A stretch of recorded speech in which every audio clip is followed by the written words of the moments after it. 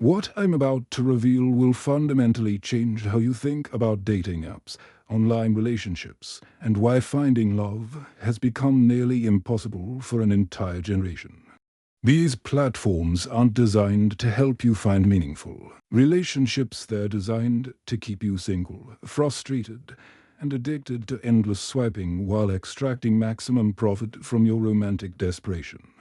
This isn't about bad luck or there's no one good out there. This is about a multi-billion-dollar industry that has deliberately weaponized human psychology to create dating addiction, destroy traditional relationship formation, and trap millions of Americans in a cycle of endless searching that never leads to lasting connections. By the time I'm finished explaining how these apps actually work, you'll understand why the dating app industry is one of the most psychologically manipulative business models ever created.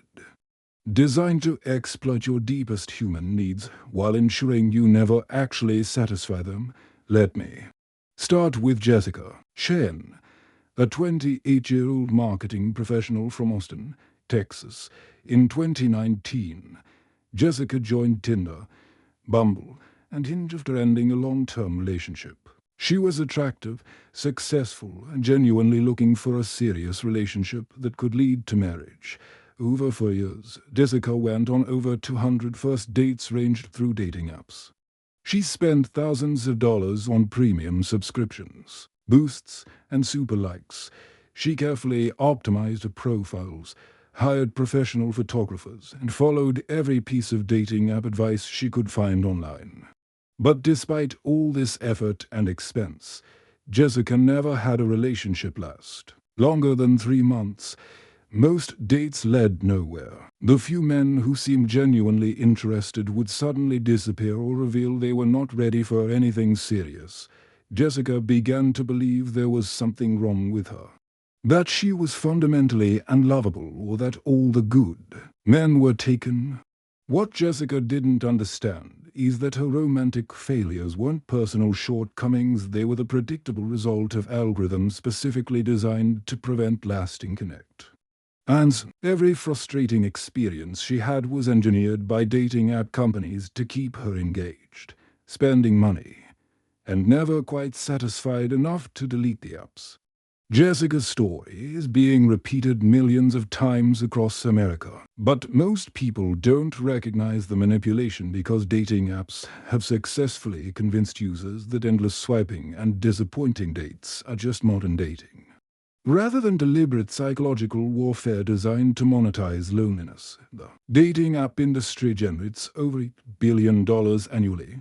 But this revenue depends entirely on keeping users single and actively using the platforms. If dating apps actually helped people find lasting relationships, their customer base would disappear as successful users deleted the apps and stopped paying for subscriptions. This creates a fundamental conflict of interest where dating app companies profit from romantic failure and lose money from romantic success. Every lasting relationship created by a dating app represents lost revenue, while every breakup represents renewed income potential. Match Group, which owns Tinder, Hinge, Occupid, and Plenty of Fish, has explicitly acknowledged this business model in investor presentations. The company's financial success depends on what they call user attention and engagement optimization, corporate euphemisms for keeping people single and addicted to swiping. But the manipulation goes far deeper than just business incentives. Dating apps use sophisticated psychological techniques specifically designed to create addiction patterns that mirror gambling and social media addiction. The intermittent reinforcement schedule used by dating apps where matches and messages arrive unpredictably triggers the same dopamine responses as slot machines. Users develop compulsive swiping behaviors because their brains become conditioned to expect rewards that come randomly and infrequently. Dr. Helen Fisher, an anthropologist who has studied romantic attraction for decades, discovered that dating app usage actually changes brain chemistry in ways that make forming deep emotional connections more difficult. The constant availability of potential partners triggers what she calls cognitive overload, making users unable to focus on building meaningful relationships with individual people. This psychological rewiring doesn't just affect app usage, it fundamentally changes how people approach all romantic relationships. Heavy dating app users often develop what researchers call choice paralysis, becoming unable to commit to relationships because they're constantly wondering if someone better might be available with another swipe. But the psychological manipulation extends beyond just addiction mechanics. Dating apps deliberately design their algorithms to create frustration and dissatisfaction that keeps users engaged longer than satisfaction would. Tinder's algorithm doesn't show you the most compatible matches first, it shows you a carefully curated selection designed to keep you swiping. The most attractive or compatible profiles are often held back and revealed only after you've spent significant time on the app, creating a variable reward schedule that maximizes engagement. The algorithm also deliberately shows you profiles of people who are unlikely to match with you, creating rejection experiences that trigger emotional responses and increase time spent on the platform. Users who experience more rejections actually use dating apps more frequently, not less. Because rejection activates the same brain regions as physical pain and creates a compulsive need to seek validation. Even when matches do occur, the apps are designed to make conversations difficult and connections shallow. The infinite choice model creates what psychologists call paradox of choice.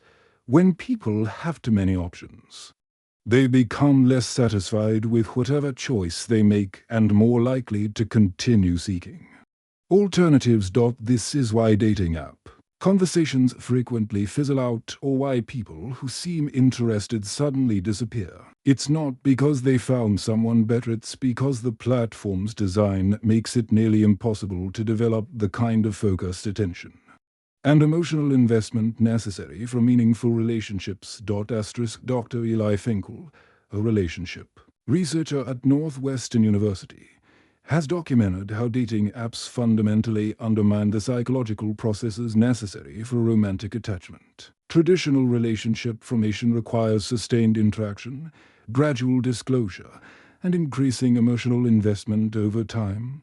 Dating apps replace this natural process with rapid-fire evaluations based on superficial characteristics, preventing the kind of gradual familiarity that creates lasting romantic bonds. Users make split-second decisions about potential partners based on photos and brief text descriptions, eliminating the slow-building attraction that characterizes most successful long-term relationships.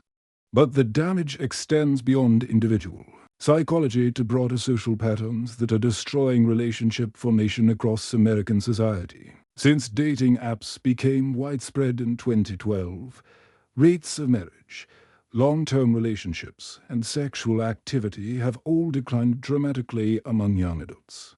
The percentage of adults aged 18 to 29 who are in committed relationships has dropped from 62% in 2004 to 31% in 2023.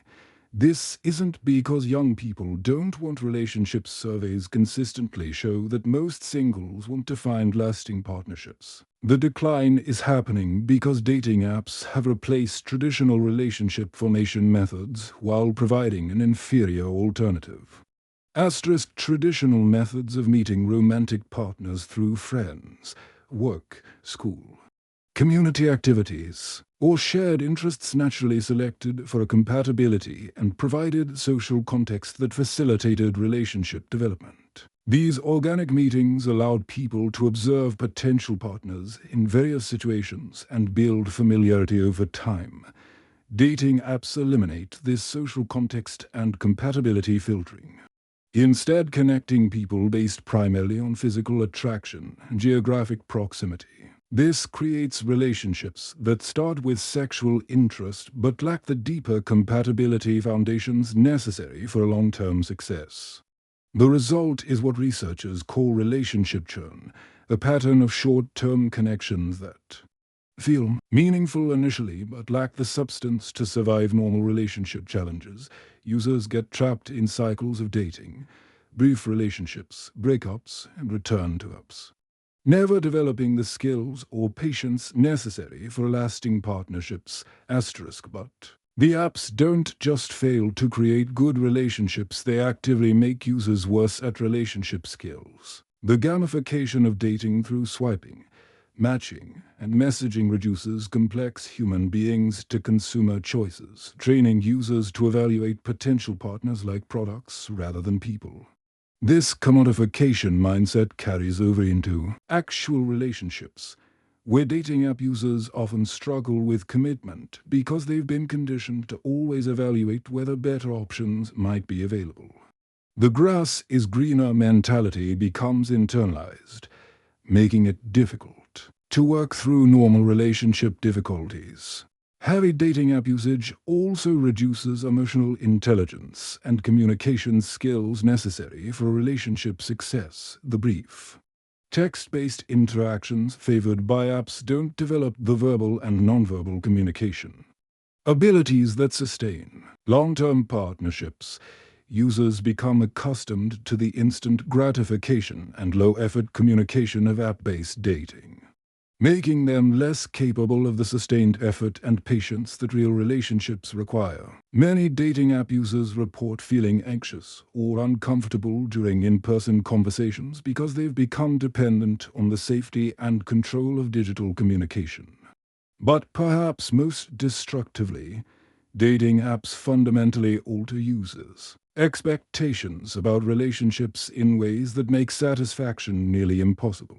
The infinite choice model creates unrealistic standards where users expect potential partners to be perfect matches immediately, without the natural adjustment period that characterizes successful relationships. Traditional relationships often began with modest attraction that grew over time as people discovered compatibility and developed emotional bonds. Dating apps condition users to expect immediate intense attraction and perfect compatibility, creating standards that few real relationships can meet.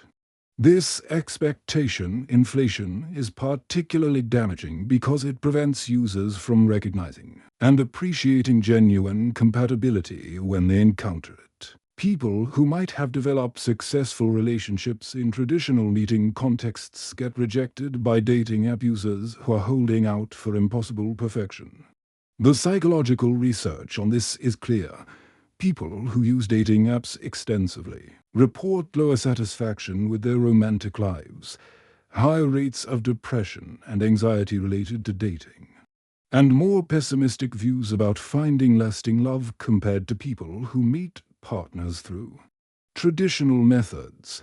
But the individual psychological damage is just part of a broader social engineering project that's fundamentally altering American society. The dating app industry isn't just accidentally making dating harder, they're deliberately destroying traditional relationship formation as part of a business model that requires romantic instability. This destruction serves multiple corporate and political interests beyond just dating app profits.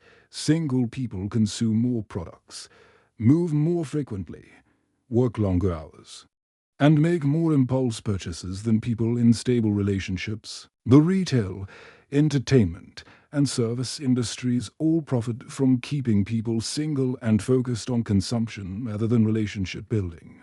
Single people are also more politically manipulable because they lack the stabilizing influence of family relationships and are more responsive to social media campaigns and advertising messages. Political organizations have discovered that single, socially isolated individuals are easier to radicalize and mobilize for political causes. The decline in stable relationships also reduces birth rates and family formation, which serve the interests of corporations that prefer workers without family obligations and governments that want to reduce population growth. Single people are more available for overtime work, more willing to relocate for jobs, and less likely to demand family-friendly workplace policies. But the relationship destruction goes beyond just romantic partnerships. dating app culture has infected all forms of social interaction, making it harder for people to form deep friendships and community connections. The swipe and dispose mentality learned from dating apps carries over into other relationships, reducing the patience and commitment necessary for all meaningful human connections. This social atomization creates exactly the kind of isolated, consumer-focused population that benefits corporate and political elites while leaving individuals psychologically damaged and socially powerless. The international implications are also concerning. Countries like Japan and South Korea, which adopted dating app culture earlier than the United States, are experiencing demographic collapses as birth rates plummet and relationship formation breaks down. And these societies are literally dying out because their populations have lost the ability to form stable romantic partnerships.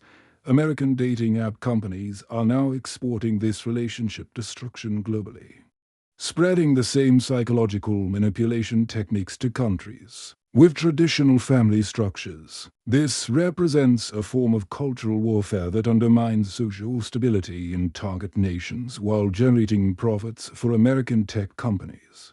But what makes dating app manipulation particularly insidious is how it's disguised as empowerment and choice. The apps market themselves as tools that give users more control over their romantic lives and access to more potential partners than ever before. This marketing narrative obscures the reality that dating apps actually reduce user agency by creating psychological dependencies and eliminating traditional relationship pathways. Users feel like they have infinite choices while actually having their options constrained by algorithmic manipulation and behavioral conditioning. The empowerment narrative is particularly effective at targeting women, who are told that dating apps allow them to take control of their romantic lives and screen potential partners more effectively. But research shows that women experience more negative psychological effects from dating app usage than men, including higher rates of depression, anxiety, and body image issues. Asterisk dating apps also expose women to higher rates of sexual harassment, unwanted sexual attention, and potentially dangerous encounters with strangers than traditional dating methods. The supposed safety and control provided by apps is largely illusory, replaced by new forms of risk and exploitation.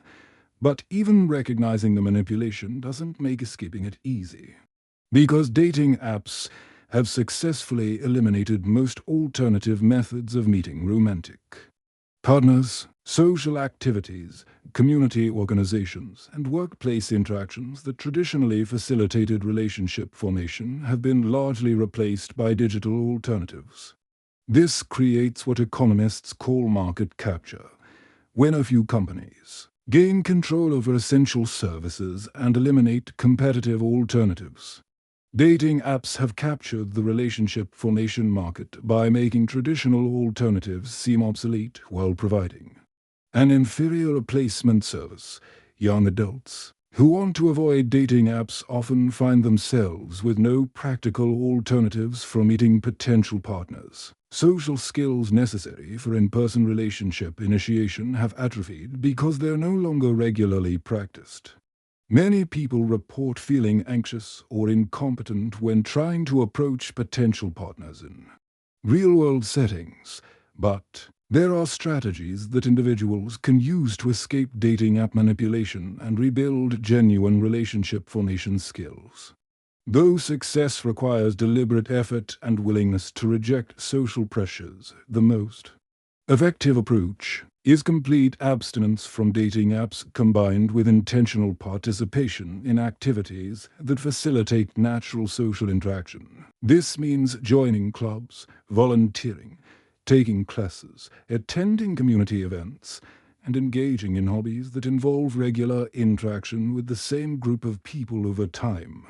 These traditional social contexts allow relationships to develop naturally through shared experiences and gradual familiarity, recreating the conditions that historically produced successful long-term partnerships. It's also important to develop real-world social skills that dating apps have helped people avoid. This includes learning to initiate conversations with strangers, reading nonverbal communication cues, and managing the anxiety that comes with face-to-face romantic interaction. Asterisk, but individual resistance efforts won't solve the broader social problems created by dating app. Dominance. Protecting relationship formation requires collective action to limit the psychological manipulation these platforms employ and create alternatives that serve user interests. Rather than corporate profits, this means supporting legislation that regulates addictive design features in dating apps, requires transparency about algorithmic manipulation, and provides users with meaningful control over their experience. It also means supporting social institutions and community organizations that provide alternatives to digital relationship formation. Most importantly, it means recognizing that the dating app industry represents a fundamental threat to human flourishing and social stability that requires urgent attention. The current trajectory toward digital relationship formation is creating a society of isolated, manipulated consumers rather than connected, stable communities. But there's still time to reverse course if enough people understand what's happening and choose alternatives that prioritize human connection over corporate profits. The dating app manipulation machine is powerful, but it's not inevitable. It's the result of choices that can be changed if people demand better options. The question is whether Americans will recognize that their romantic difficulties aren't personal failures, but the predictable result of systems designed to keep them single and spending money on solutions that don't work. Your dating struggles aren't your fault. They're the result of psychological manipulation by companies that profit from your loneliness and romantic failure. These apps aren't trying to help you find love, they're trying to prevent you from finding it while convincing you that the problem is you. But you still have the power to choose differently. You can continue feeding the dating app machine that profits from your frustration, or you can reclaim traditional relationship formation methods that actually work to create lasting connections. The choice is yours, but it requires understanding that dating apps aren't tools for finding love, they're tools for preventing it while extracting maximum profit from your romantic desperation. Real love requires real human connection, sustained interaction, and gradual emotional investment. Dating apps provide none of these things, which is exactly why they're designed to keep you single while convincing you the problem is somewhere else. Stop swiping. Start living. Real relationships are still possible, but only if you're willing to reject the systems designed to prevent them.